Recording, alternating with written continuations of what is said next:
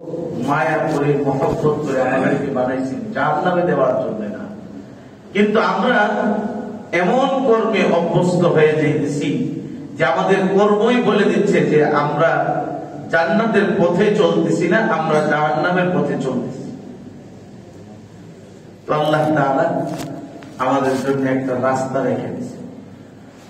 কারণ এই পরীক্ষার হলের মধ্যে ছেড়ে দিয়ে শয়তানকেও ছেড়ে দিয়েছে। তো শয়তান আইসা মানুষকে বিভ্রান্তি করার চেষ্টা করতেছে, সঠিক রাস্তা থেকে সরাইয়া বেঠিক রাস্তার দিকে শয়তান মানুষকে নিয়ে যাচ্ছে।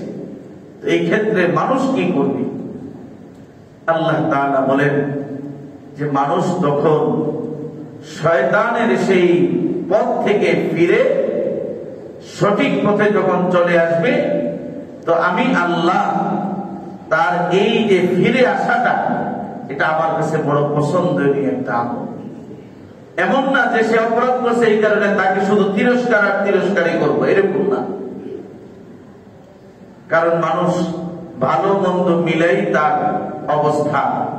সুতরাং ভালোটা তো ভালোই, যদি মন্দ কোনো কাজ তার দ্বারা সংগঠিত হয়ে যায়, শুধরানোর রাস্তাও আল্লাহ তাআলা রেখে দিয়েছেন।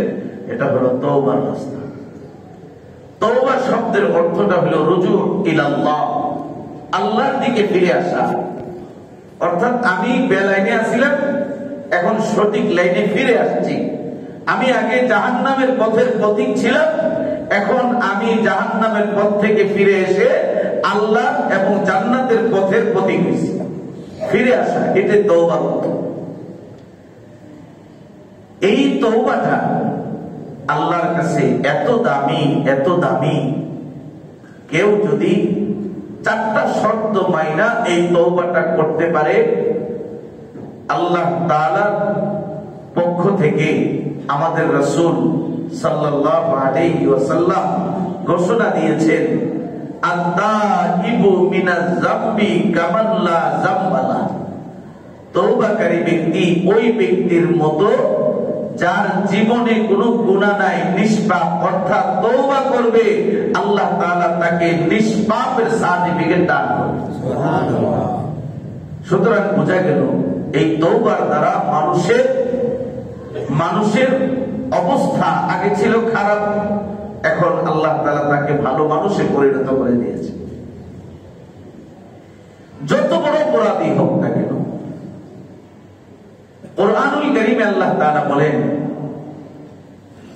কেউ হত্যা করলো, কেউ শিরিক করলো, কেউ জিনা করলো, সে গুনাহগার। আল্লাহ তাআলার কাছে সেই ব্যক্তিটাও যদি তওবার মতো তওবা করতে পারে, ক্ষমা করে দিবেন কে? আল্লাহ। দেখেন, আল্লাহর নবীর একজন সাহাবী ছিলেন হযরত ওয়াহশী রাদিয়াল্লাহু তাআলা।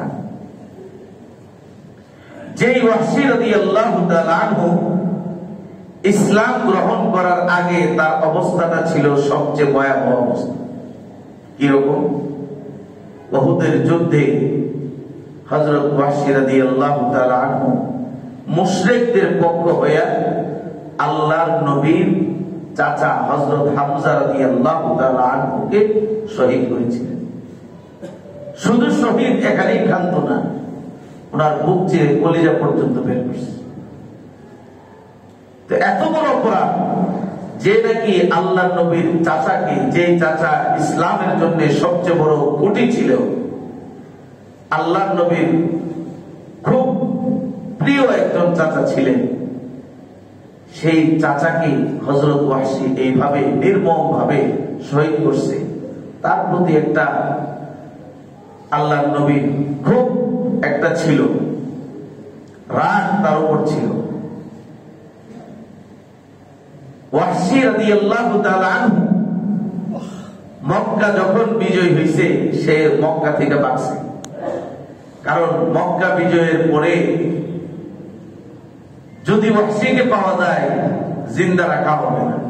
সে বাইরে চলে গেছে তায়েফে। আল্লাহর নবীর কাছে চিঠি বানাইছে যে আপনি তো বলছেন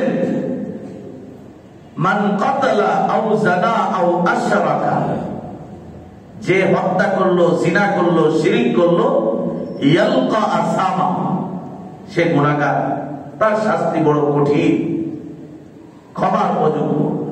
তো আমি তো হত্যাও করছি, জিনা ব্যভিচারে লিপ্ত ছিলাম, শিরিকের মতো গুনাহও একদিন করছি, আমার জন্য কোনো ক্ষমার রাস্তা আছে কিনা? আল্লাহর নবী সরকারে দো আলম এই চিঠি পাওয়ার পরে কিছুই বলেন না, কারণ সমাধান আসবে আসমান থেকে। আল্লাহ তাআলা আয়াত নাযিল করে দিয়েছেন, ইল্লা মান তাবা ওয়া আমানা ওয়া আমিলা আমালান সালিহান ফাউলাইকা ইউবাদদিলুল্লাহু সাইয়্যাতিহিম হাসানাত। ওগো নবী, আপনি পাল্টা চিঠির জবাব দিয়ে দেন, কেউ যদি তওবা করে ঈমান আনে, নেক আমল করে, আমি আল্লাহ তার জিন্দেগীর গুনাহ মাফ করে দিব। শুধু মাফই করব না, তার ইতিপূর্বে যত গুনাহ ছিল ওই গুনাহগুলোকে আমি আল্লাহ নেকি দিয়া পরিবর্তন করে দেব। আল্লাহ নবী চিঠির জবাব দিয়ে দিয়েছেন। হযরত ওয়াহশী চিঠি পেয়ে আবার আরেকটা চিঠি লিখছে, কয় এখানে তো অনেকগুলি শর্ত আছে, ঈমান আনার পরে নেক আমল করতে হবে। এখন ঈমান আনার পরে নেক আমল আমার দ্বারা কতটুকু আদায় হবে এটার তো গ্যারান্টি নেই। আরো সহজ কোন রাস্তা আছে কিনা? আমি তো চাই আমার ক্ষমাটা যেন খুব তাড়াতাড়ি হয়ে যায়। চিঠি পাঠাইছে আবার। এখন রাসূল কোন সমাধান দেয় না, আসমান থেকে আল্লাহ তাআলা জানায় দিছে, ওয়াহশীরে জানায় দেন, ইন্নাল্লাহা লা ইয়াগফিরু আন ইউশরাকা বিহি ওয়া ইয়াগফিরু মা দুনা যালিকা লিমান ইয়াশা। আল্লাহ তাআলা শিরকের মতো জঘন্য এই গুনাহ ক্ষমা করবে না। তো শিরক ছাড়া যত গুনাহ আছে আল্লাহ ইচ্ছা করলে মাফ করে দিতে পারে। তারা জানে আল্লাহ নবী এটাও লিখছে। এখন কইতেছে ওয়াহশী কয়, দেখেন আল্লাহ কবুল করলে কিভাবে কবুল করে। ওয়াহশী আবার চিঠি লিখছে, আল্লাহ তো ইচ্ছা করলে মাফ করবেন, গ্যারান্টি তো পাই না। কয় শিরক ছাড়া যত গুনাহ আছে আল্লাহ ইচ্ছা করলে মাফ করে দিবেন। এখানে তো ইচ্ছার শর্ত লাগাই দিছে, এখানে তো আমি কোনো গ্যারান্টি পেতেছি না।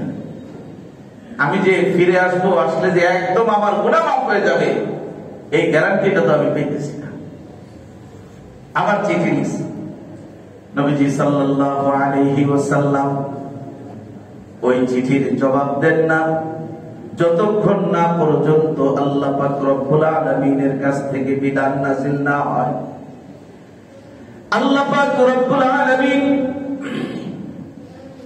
কুরআনুল কারীমের আয়াত নাযিল করে দিলেন, কুল ইয়া ইবাদিয়াল্লাযীনা আসরাফু আলা আনফুসিহিম লা তাকনাতু মির রাহমাতিল্লাহ ইন্নাল্লাহা ইয়াগফিরুয যুনুবা জামিআ ইন্নাহু হুয়াল গফুরুর রহিম।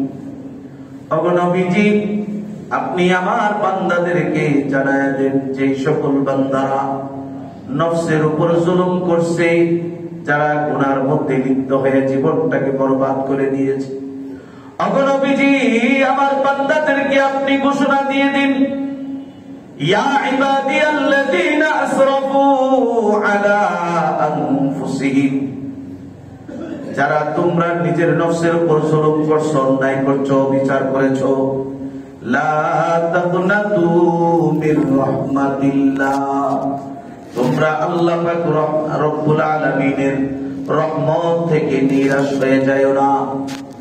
ইন্নাল্লাহা ইয়াগফিরুয যুনুবা জামিআ, নিশ্চয়ই আল্লাহ পাক রব্বুল আলামিন তোমাদের যত বড় গুনাহই হোক না কেন আল্লাহ তাআলা সমস্ত গুনাহগুলোকে মাফ করে দিবে। আল্লাহ তাআলা ক্ষমাশীল, দয়ালু। এই আয়াত যখন নাজিল হয়ে গেছে, আল্লাহ নবী জবাব লিখে পাঠিয়ে দিয়েছেন। হযরত ওয়াহশী গ্যারান্টি পেয়ে গেছে যে বোঝা গেল আমি হত্যা করছি, জিনা করছি, শিরক করছি। আল্লাহর কাছে যদি আমি ক্ষমা চাওয়ার মতো ক্ষমা চাইতে পারি, ক্ষমা করে দিবেন কে? আল্লাহ। উনি করছে কি? কারণ ওয়াহশীর ব্যাপারে ওয়ারেন্ট জারি হয়ে গেছে মক্কায়, যেখানেই ওয়াহশীকে পাওয়া যাবে হত্যা করা হবে, গর্দান দেহ থেকে আলাদা করে ফেলা হবে, ঘোষণা হয়ে গেছে। এখন ওয়াহশী রাদিয়াল্লাহু তাআলা আনহু একটা চাদর পরিধান করে রাতের বেলায় মক্কায় ঢুকছে, মুখ টুক ঢেকে।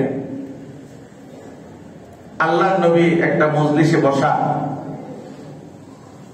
নবীজি সাল্লাল্লাহু আলাইহি ওয়াসাল্লামের কাছে আস্তে করে আয়েশা লা ইলাহা ইল্লাল্লাহু মুহাম্মাদুর রাসূলুল্লাহ সাল্লাল্লাহু আলাইহি ওয়াসাল্লাম কালিমা পড়ে মুসলমান হয়ে গেছে। সুবহানাল্লাহ। সাহাবায়ে কেরাম সবাই তরবারি বের করছে। আল্লাহর নবী তখন কয়, এখন আর মারার সুযোগ নেই, শেষ। কারণ এখন সে তোমাদের ভাই হয়ে গেছে। আল ইসলাম ইয়াহদিমু মান কানা ক্বাবলা।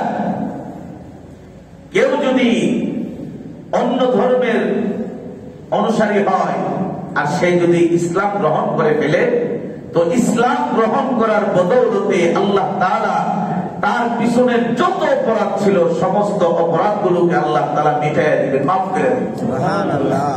রাসূল বলে দিয়েছেন সাহাবীদের কাছে যে আল্লাহর বিধান তো এটাই, কেউ যদি ইসলাম গ্রহণ করে তার পিছনের গুনাহ মাফ। সুতরাং সে যত বড় অপরাধী করুক না কেন, আল্লাহ যখন মাফ করছে আমরাও তাকে মাফ করে দিলাম। সুবহানাল্লাহ। হযরত ওয়াহশী আল্লাহর নবীর সামনে মাথা নিচু করে বসে গেছে। আল্লাহর নবী তখন বলতেছেন, ওয়াহশী তুমি তো আজকে আমাদের ভাই হয়ে গেছো, ঠিক আছে, কিন্তু একটা বিষয় আছে, আজকে থেকে তুমি আমার সামনে বসবা না, তুমি আমার পিছনে বসবা, আমার নজরের সামনে পড়বা না। কারণ তোমাকে দেখলে আমার চাচার কথা স্মরণ হয়ে যায়, আর আমার চাচার কথা যখন স্মরণ হয়ে যায়, যদি তোমার এই কারণে আমার কোনো কষ্টের কারণে তোমার যদি ক্ষতি হয়ে যায়, তাহলে তুমি ক্ষতিগ্রস্ত হয়ে যাবা। এজন্য তোমাকে আজকে থেকে আমি উপদেশ দিলাম, তুমি আমার পিছনে বসবা, চোখের আড়ালে বসবা, চোখের সামনে বসবা না। হযরত ওয়াহশী রাদিয়াল্লাহু তাআলা দেখেন আল্লাহ তাআলা হেদায়েত দিলে কিভাবে দেয়, এত এত আমলদার হয়ে গেছেন। রাসূল একটা কথা বলছে, আমার চোখের সামনে পড়বা না। সব সময় দেখতেন রাসূল কোন দিকে যাইতেছে, কি করতেছে, পিছন দিক থেকে রাসূলকে দেখতেন, সামনে কোনো সময় যাইতেন না। এইভাবে রাসূল আকরাম সাল্লাল্লাহু আলাইহি ওয়াসাল্লাম দুনিয়া থেকে চলে গেছেন। হযরত ওয়াহশী রওজার কাছে আসে না। ওই যে রাসূল বলছে আমার সামনে তুমি আইসো না। হযরত আবু বকর সিদ্দিক রাদিয়াল্লাহু তাআলা আনহুর খেলাফত কাল, ওই সময় ইয়ামামায় মুসাইলামাতুল কাজ্জাব মিথ্যা নবীর দাবি করছে। হযরত আবু বকর তার বিরুদ্ধে জিহাদের ঘোষণা করছে।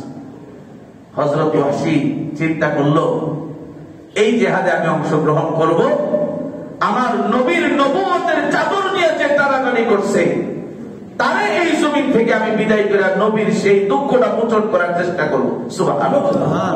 সে দৃঢ় প্রতিজ্ঞা করছে, কারণ বড় একজন প্রশিক্ষণপ্রাপ্ত যোদ্ধা ছিলেন। তার দৃষ্টি যেখানে পড়তো আর সেখানে যদি সে বল্লম মারত, ওটা মিস হইত না। এত কঠিন তীক্ষ্ণ দৃষ্টির ব্যক্তি ছিলেন হযরত ওয়াহশী রাদিয়াল্লাহু তাআলা।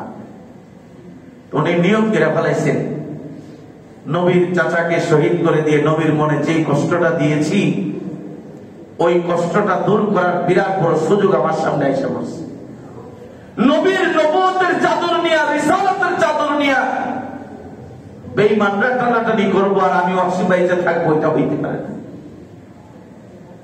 হযরত ওয়াহশী রাদিয়াল্লাহু তাআলা আনহু আবু বকর সিদ্দিক রাদিয়াল্লাহু তাআলা আনহুর নির্দেশ ক্রমে যে মুজাহিদ বাহিনী মুসাইলামাতুল কাজ্জাবের বিরুদ্ধে জিহাদে অংশগ্রহণ করছে, হযরত ওয়াহশীও তাদের একজন। ওই জিহাদে গিয়ে মুসাইলামাতুল কাজ্জাবকে হযরত ওয়াহশী রাদিয়াল্লাহু তাআলা আনহু দুনিয়া থেকে বিদায় করে দিয়েছে। সুবহানাল্লাহ। মনের ইচ্ছা পুরা করছে। এখন মদিনায় আসছে হযরত ওয়াহশী। আয়েশা হযরত আবু বকরের কাছে কয়, খলিফাতুল মুসলিমিন, আমার মনে বড় একটা ইচ্ছা, আমি একটু রোজার কাছে যে একটু সালাম দিতাম, যদি পারমিশন দিতেন। আবু বকর বলতেছে, পারমিশন দেওয়ার দায়িত্ব তো আমার নাই, কারণ রাসূল জীবদ্দশায় তোমাকে বলে গেছে যে আমার সামনে কইরো না। আমার এই ধরনের পারমিশন দেওয়ার ক্ষমতা আমি আবু বকরের নেই। দেখো কি ফাইসালা হবে। হযরত আবু বকর ওয়াহশীকে নিরাশ করে দিছে, পারমিশন দেয় না। রাতের বেলায় হযরত আবু বকর ঘুমাইছে, স্বপ্ন যুগে রাসূল করিম সাল্লাল্লাহু আলাইহি ওয়াসাল্লামকে হযরত আবু বকর সিদ্দিক রাদিয়াল্লাহু তাআলা স্বপ্নে দেখছেন। সুবহানাল্লাহ। স্বপ্ন দেখছেন, রাসূল বলতেছেন, আবু বকর তুমি কেমন নিষ্ঠুর কঠিন, আমার ওয়াহশী কতদিন যাবত এই পাহাড়ের এদিক সেদিক ঘুরে ঘুরে শুধু কাঁদে, সে রওজা পাকের কাছে আসে না, ভয় আমার নজরের সামনে নিয়ে পড়ে যায়, আমি রাসূল নি কষ্ট পাই। আবু বকর আমার ওয়াহশী, সে আমার নবুয়তের ইজ্জতকে, নবুয়তের পতাকাকে উড্ডীন করার জন্য বেঈমানকে দুনিয়া থেকে বিদায় করে আমি রাসূলের এই ইজ্জত রক্ষা করছে। আবু বকর তুমি তাড়াতাড়ি ওয়াহশীকে জানায় দাও, আমি রাসূল পারমিশন দিলাম আমার রওজার কাছে আয়েশা ওয়াহশী যেন সালাম বিনিময় করে। সুবহানাল্লাহ। আবু বকর সিদ্দিক রাদিয়াল্লাহু তাআলা আনহু পরের দিন সকালে জানায় দিয়েছে, ওয়াহশী তোমার ব্যাপারে ইজাজত চলে আসছে, অনুমোদন চলে আসছে, আল্লাহর নবী তোমাকে অনুমতি দিয়ে দিয়েছে, যাও রাসূলের রওজা পাকের কাছে যাইয়া তুমি সালাম দিয়া তোমার দিলের যে পিপাসা এটা তুমি নিবারণ করো, কোনো অসুবিধা নাই, আল্লাহর নবী তোমাকে পারমিশন দিয়ে দিয়েছেন। জোরে সুবহানাল্লাহ। ভাইরা আমার, এত বড় অপরাধ করছে, হত্যার মতো অপরাধ করছে, নবীর চাচাকে শহীদ করছে, আবার শিরকের মতো কার্যক্রমের সাথে জড়িত ছিল, আবার জিনার মতো ব্যভিচারের সাথে অন্যায়মূলক কাজের সাথে জড়িত ছিল। এরপরেও আমার আল্লাহ তার নসিব, তার তাকদীরের মধ্যে আল্লাহ তাআলা তওবা রেখে দিয়েছেন, যার কারণে সবচেয়ে দামি মানুষ আল্লাহ তাআলা বানাইছেন। এই জন্য বলতেছিলাম, হযরত ওয়াহশী সাহাবী ছিলেন। হযরত ওয়াহশী আল্লাহর নবীর সুহবত প্রাপ্ত সাহাবী ছিলেন, ঠিক আছে, কিন্তু উনাকে আল্লাহ তাআলা যে অপরাধগুলো থেকে মাফ করে দিয়েছেন, সে আল্লাহ তো এখনো আমাদের জন্য আছে। আমরাও যদি আমাদের দ্বারা মানুষ হিসেবে কোনো অপরাধ সংগঠিত হয়ে যায়, আমরাও যদি তওবা করি, আমাদের এই গুনাহগুলোকে মাফ করে দিবেন কে? আল্লাহ। এই জন্য তওবার ক্ষেত্রে চারটা শর্ত মনে রাখা। এক নাম্বার, দিল থেকে অনুতপ্ত হওয়া, লজ্জিত হওয়া, নিজেকে অপরাধী মনে করা, হায় হায় আমি আমার নফসের উপর জুলুম করে ফেলেছি, আমি এত বড় অপরাধ করছি, আমি লজ্জিত, অনুতপ্ত, এইভাবে আল্লাহর দিকে রুজু হওয়া, এক নাম্বার। দুই নাম্বার হলো, যেই গুনাহ থেকে আমি তওবা করতেছি এই গুনাহটা এখনই ছেড়ে দিতে হবে। তিন নাম্বার হলো, ভবিষ্যতে আমি গুনাহ করব না এই কথার উপর দৃঢ় সংকল্প করতে হবে। এই তিনটা অবশ্যই লাগবে।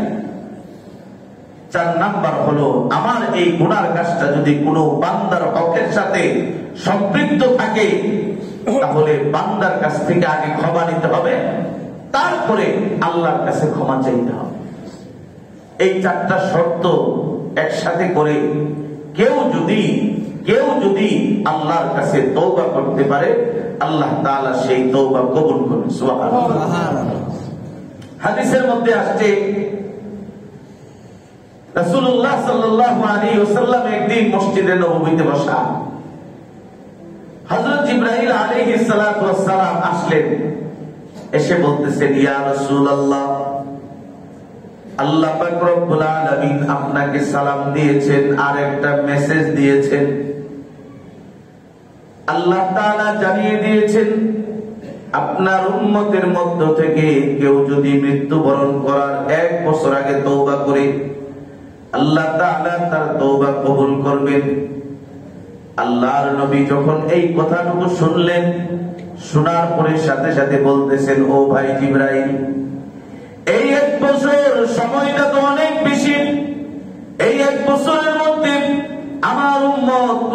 গুনার কাজে লিপ্ত হয়ে যেতে পারে, আর গুনার কাজ করার পরে তার যদি তওবা কবুল না হয়, আমার উম্মত তো জাহান্নামী হয়ে যাবে। ও জিবরাইল, যাও আল্লাহর কাছে যাও, আল্লাহ তাআলার কাছে যে দরখাস্ত করো, এটা আমি রাসূল মানতে পারতেছি না, আমার উম্মত জাহান্নামে যাবে, আমি রাসূল এটা বরদাস্ত করতে পারতেছি না। আল্লাহ তাআলা যেন এই সময়টাকে আরেকটু কমায়া দেয়। হযরত জিবরাইল আলাইহিস সালাতু ওয়াস সালাম আল্লাহ পাক রব্বুল আলামিনের দরবারে যেয়ে বলতেছেন, আল্লাহ আপনার হাবিব বলে দিয়েছেন 1 বছর সময়টা নাকি অনেক বেশি হয়ে যায়, আরেকটু কমায়া দেওয়ার জন্য আল্লাহ তাআলা দোস্তের এই আবেদনের প্রেক্ষিতে জিবরাইলকে ডাক দিয়া বলেন, ও জিবরাইল, যাও আমার দোস্তকে যা বলে দাও, তার উম্মতের মধ্য থেকে কেউ যদি মৃত্যুবরণ করার 1 মাস আগে তওবা করতে পারে, আমি আল্লাহ তার তওবা গ্রহণ করে তার জিন্দেগীর গুনাহগুলোকে মাফ করে দিব। সুবহানাল্লাহ। হযরত জিবরাইল আলাইহিস সালাতু ওয়াস সালাম আল্লাহর নবীর দরবারে চলে আসলেন, এসে বলতেছেন, নবীজি, আল্লাহ তাআলা আপনার ইজ্জতে, আপনার সম্মানার্থে 1 বছর থেকে 1 মাসে নিয়ে আসছে। আল্লাহর নবী কয়, জিবরাইল, এই 1 মাসটাও বেশি হয়ে যায়, এই 1 মাসের ভিতরে আমার কোন গুনাহগার উম্মত যদি গুনাহ করে ফেলে, তার যদি তওবার দরজাটা বন্ধ হয়ে যায়, তাহলে তো সে নিশ্চিত জাহান্নামী, এটা আমি রাসূল সহ্য করতে পারবো না। ও ভাই জিবরাইল, আল্লাহর কাছে আবার যাও, যায় বলো এই সময়টাও বেশি হয়ে যায়, আরেকটু কমায়া দেওয়ার জন্য। হযরত জিবরাইল আলাইহিস সালাতু ওয়াস সালাম আল্লাহ পাক রব্বুল আলামিনের দরবারে যায় বলতেছেন, আল্লাহ এই 1 মাস সময়ও নাকি বেশি হয়ে যায়, আরেকটু কমায়া দেওয়ার জন্য আপনার হাবিব প্রস্তাব পেশ করেছেন। আল্লাহ তাআলা তখন জিবরাইলকে ডাক দিয়া বলেন, জিবরাইল, যাও যাও আমার দোস্তকে জানায়া দাও, 1 মাস নয়, তার উম্মতের মধ্য থেকে কেউ যদি 1 দিন পূর্বে তওবা করে, আমি আল্লাহ তার তওবা কবুল করে তার জিন্দেগীর গুনাহগুলোকে maaf করে দিব। হযরত জিবরাইল আলাইহিস সালাতু ওয়াস সালাম আল্লাহর নবীর দরবারে এসে বলতেছেন, ওগো নবীজি, আল্লাহ পাক রব্বুল আলামিন আপনার দরখাস্ত কবুল করছেন, এখন 1 মাস নয়, 1 দিন, 1 দিন আগে আপনার উম্মতের মধ্য থেকে কেউ যদি তওবা করতে পারে মৃত্যুর, আল্লাহ তাআলা তার তওবা কবুল করবেন, তার গুনাহ maaf করে দিবেন। নবীজি বলতেছেন, জিবরাইল, 1টা দিনও বেশি হয়ে যায়, কারণ ওই 24 ঘন্টার ভিতরে আমার উম্মত যদি কোনো গুনার কাজে লিপ্ত হয়ে যায়, আমার উম্মতের তওবার দরজাটা তো বন্ধ হয়ে যাবে। আমার উম্মতের তওবার দরজা যদি বন্ধ হয়ে যায়, আমার উম্মত তো জাহান্নামী হয়ে যাবে। ও জিবরাইল, আল্লাহর কাছে যায় আবার বিনয়ের সাথে যায় বলো, আমি রাসূলুল্লাহ আল্লাহর কাছে আরো সময়টা কমাইতে চাইতেছি।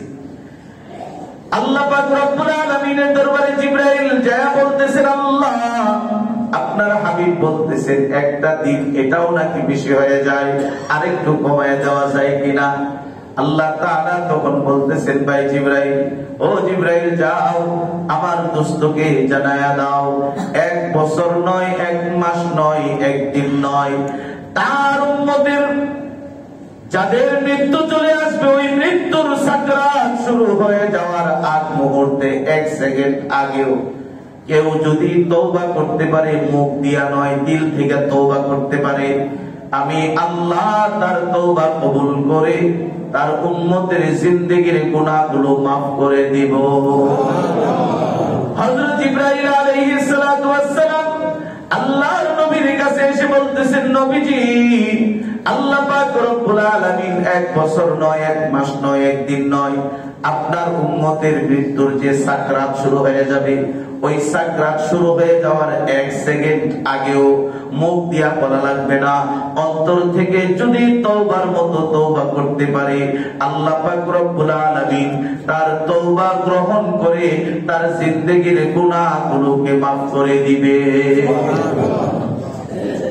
নবীজি সাল্লাল্লাহু আলাইহি ওয়াসাল্লাম এই মেসেজ পাওয়ার পরে হাদিসের মধ্যে বর্ণনা করেন, ইন্নাল্লাহা ইয়াকবালু তাওবাতাল আবদি মা লাম ইউগারগির। আল্লাহ পাক রব্বুল আলামিন বান্দার তওবা কবুল করবেন কতক্ষণ সময় পর্যন্ত? মাইয়েতের গড়গড়া শুরু হয়ে যাওয়ার আগ পর্যন্ত, সাকরাত শুরু হয়ে যাওয়ার আগ পর্যন্ত। ও মুসলমান ইমানদার, এই জন্যে যখন কেউ মুমূর্ষু অবস্থায় থাকে তার কানের কাছে বৈশা বৈশা লা ইলাহা ইল্লাল্লাহ, লা ইলাহা ইল্লাল্লাহ, লা ইলাহা ইল্লাল্লাহ তালকিন করবেন। এইরকম যেন আমাদের মধ্যে না হয়। এই আপনি কোন লা ইলাহা ইল্লাল্লাহ, আপনি কোন লা ইলাহা ইল্লাল্লাহ, খবরদার আপনি কোন এই শব্দ বলা যাবে না। শুধু তার কানের কাছে লা ইলাহা ইল্লাল্লাহ, যাতে করে তার কানের মধ্যে আল্লাহ তাআলা এই কালিমা শব্দগুলো ঢুকায়া তার দিলের মধ্যে আল্লাহ যেন বসায়া দেয়। আর শেষ কথাটা যেন লা ইলাহা ইল্লাল্লাহ মুহাম্মাদুর রাসূলুল্লাহ বলতে পারে। এই জন্য সুন্নত আমল হলো মুমূর্ষু ব্যক্তির কানের কাছে যে লা ইলাহা ইল্লাল্লাহ তালকিন করা। দেখেন, আল্লাহ নবী একজন আনসারী সাহাবী খুবই অসুস্থ, তাকে দেখতে গেছেন। মুমূর্ষু অবস্থায় তিনি আছেন। নবীজি সাল্লাল্লাহু আলাইহি ওয়াসাল্লাম বুঝতে পারতেছেন যে কিছুক্ষণের মধ্যেই তার সাকরাত শুরু হয়ে যাবে। নবীজি সাল্লাল্লাহু আলাইহি ওয়াসাল্লাম আনসারী সাহাবীকে বলতেছেন, সাহাবী তওবা করো, আল্লাহর কাছে তওবা করো, ক্ষমা চাও। হযরত ওমর দাঁড়ানো আছে। তো সাহাবী জবান বন্ধ হয়ে গেছে, কথা বলতে পারতেছে না। আল্লাহ নবী দেখতেছেন যে তার দুই চোখের দুই কিনারা দিয়া পানি টপটপায়া পড়তেছে, মানে সে তার ভাবটা প্রকাশ করতে পারতেছে। কিন্তু দিল থেকে আল্লাহর কাছে রাসূল বলছে, সাথে সাথে সে তওবা করা শুরু করছে। রাসূল আকরাম সাল্লাল্লাহু আলাইহি ওয়াসাল্লাম উপরে তাকাইছেন, তাকায় একটা মুস্কি হাসি দিয়েছেন। সুবহানাল্লাহ, সুবহানাল্লাহ। হযরত ওমর তো একটু শক্ত মানুষ। হযরত ওমর বলতেছেন, ইয়া রাসূলুল্লাহ সাল্লাল্লাহু আলাইহি ওয়াসাল্লাম, আপনি উপরের দিকে তাকাইলেন, আবার একটা মুস্কি হাসি দিলেন, এটার একটু রহস্যটা জানতে চাই। আল্লাহ নবী বলতেছেন, ওমর, এই যে আমার সাহাবী, সে দিল থেকে এত সুন্দর একটা তওবা আল্লাহর কাছে করছে, আল্লাহ তাআলা তার তওবা কবুল করে তার মাফের ক্ষমার এই ঘোষণাটা আসমানের ফেরেশতাদের মাঝে ছড়ায় দিয়েছে। সুবহানাল্লাহ। আমি যখন উপরে তাকাইছি দেখি আসমানের ফেরেশতারা খুশি, সবাই বলতেছে এই লোকটাকে আল্লাহ তাআলা মাফ করে দিয়েছে। সুবহানাল্লাহ। কই তারা যখন খুশি, আমি রাসূলও খুশি, কারণ আমার সাহাবী ক্ষমা পাইছে, আমি তো সবচেয়ে বেশি খুশি। এই জন্য আমি মুস্কি হাসি। ভাইয়ের আমার, অন্তর থেকে তওবা করতে হবে। আমি আপনি যে যত হালতেই থাকি না কেন, দিল থেকে যদি রুজু ইলাল্লাহ, তওবাটা যদি আল্লাহর দিকে রুজু হওয়ার জন্য হয়, যে আমি মানুষ হিসেবে ভুল করে ফেলেছি, অন্যায় করে ফেলেছি, আমি তওবা করতেছি, ক্ষমা চাই আল্লাহর কাছে, দেখবেন আল্লাহ তাআলা আপনার আমার জিন্দেগিটাকে সুন্দর একটা জীবন হিসেবে আমাকে আপনাকে উপহার দেবে। তো যেই কথা বলতেছিলাম, অন্তর থেকে লজ্জিত হওয়া, অনুতপ্ত হওয়া এবং এই গুনাহটাকে ছেড়ে দেওয়া, ভবিষ্যতে আর গুনাহ করব না, এই কথার উপর দৃঢ় সংকল্প করা, এটাই হলো তওবার জন্য অন্যতম শর্ত। আপনি গুনাহ করবেন, তওবাও করবেন, এই চলছে গাড়ি, এরকম যাতে না হয়। আমাকে আপনাকে স্পষ্ট ভাবে মজবুতির সাথে এর উপর অটল অবিচল থাকতে হবে। এজন্য আল্লাহ তাআলা বলেন, ওয়াল্লাযীনা ইযা ফাআলু ফাহিশাতান আও যালামু আনফুসাহুম যাকারুল্লাহ ফাস্তাগফিরু লিযুনুবিহিম ওয়া মান ইয়াগফিরুয যুনুবা ইল্লাল্লাহ। যারা জমিনের মধ্যে কোন অন্যায় কাজ করলো, নিজের উপর জুলুম করলো, এরপরে আল্লাহকে স্মরণ করে আল্লাহর কাছে ক্ষমা চাইলো, আর তার ভিতরে এইরকম একটা অনুভূতি নিয়ে আসলো, আল্লাহ ছাড়া তো আর কেউ ক্ষমা করতে পারবে না, আমাকে তো আল্লাহর দিকে রুজু হইতে হবে, এই নিয়ত যখন পাক্কা সাচ্চা ভাবে দিলের মধ্যে বসায়া দিবে, আর ওয়ালাম ইউসিররু আলা মা ফাআলু ওয়া হুম ইয়ালামুন, যেই গুনাহ করছে এই গুনার উপর যাইনা বুঝা আবার করবে এইরকম না, একদম স্ট্রেট ফরওয়ার্ড হয়ে যাবে যে না আমি আর গুনাহ করব না। আল্লাহ তাআলা বলতেছেন উলাইকা জাযাউহুম মাগফিরাতুম মির রাব্বিহিম, এই তওবাকারীদের জন্য আমি আল্লাহ পুরস্কার রেখে দিয়েছি। এক নাম্বার পুরস্কার মাগফিরাতুম মির রাব্বিহিম, আমি আল্লাহ তাদের জিন্দেগীর গুনাহগুলো maaf করে দেব। সুবহানাল্লাহ, শুধু গুনাহ maaf করবে এখানেই শেষ না, ওয়া জান্নাতুম তাজরি মিন তাহতিহাল আনহার খালিদিনা ফিহা ওয়া নি'মা আজরুল আমিলিন, তাদের জন্য আমি আল্লাহ জান্নাত রেখে দিয়েছি, যেই জান্নাতের পাদদেশ দিয়ে নহরমালা প্রবাহিত হয়। ওয়া নি'মা আজরুল আমিলিন, কতই না সুন্দর একটা পুরস্কার কিয়ামত যে আমি আমার নেককার বান্দাদের জন্য রেখে দিয়েছি। সুবহানাল্লাহ। এই জন্য আপনাদের কাছে আজকে আমার একটাই কথা, সেটা হলো যে আমরা জীবনে চলাফেরা করতে গিয়ে অনেক সময় অনেক ত্রুটি বিচ্যুতি হয়ে যাবে, এটাই স্বাভাবিক, আমরা মানুষ। কিন্তু আমাকে আপনাকে অন্যায় থেকে নিজেকে বিরত রাখা, আমি আপনি যেন কোনো অন্যায়ের সাথে জড়িয়ে না যায়, যদিও জড়িয়ে যায় সেখান থেকে যেন ফিরে চলে আসি, আল্লাহর দিকে রুজু হই, তাহলে দেখবেন জীবনটা অনেক সুন্দর হবে। সাথে সাথে আরেকটা কথা, বান্দার হক যেন আমার দ্বারা আপনার দ্বারা নষ্ট না হয়, কারণ বান্দার হক নষ্ট হইলে এটা কিন্তু বান্দা যতক্ষণ না পর্যন্ত মাফ না করবে আল্লাহও মাফ করবে না।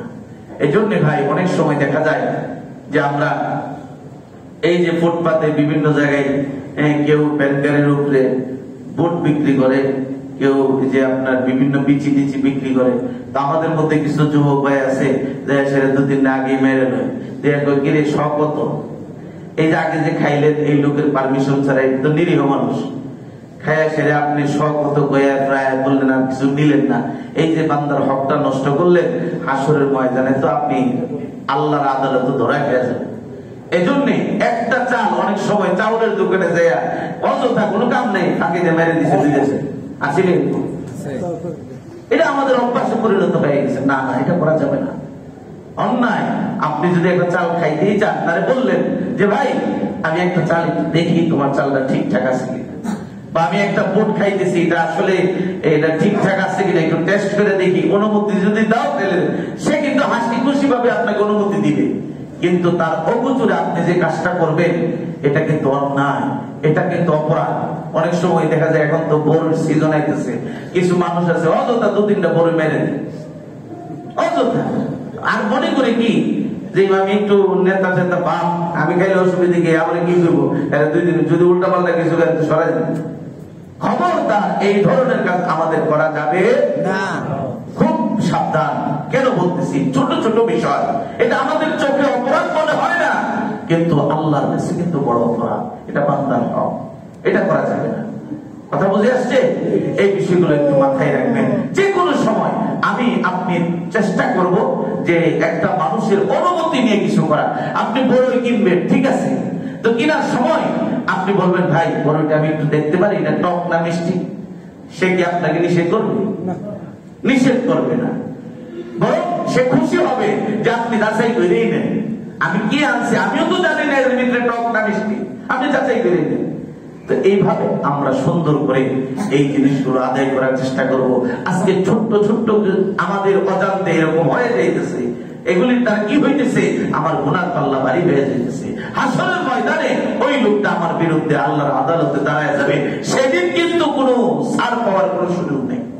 আল্লাহ তাআলা আমাদের সবাইকে যেই কথাগুলো বললাম এই কথাগুলোর উপর আমল করার তৌফিক দান করুন। ওয়া আখিরু দাওয়ানা আনিল হামদুলিল্লাহি রাব্বিল আলামিন। যারা আমরা সুন্নাত পড়ি নাই সুন্নাত পড়ি।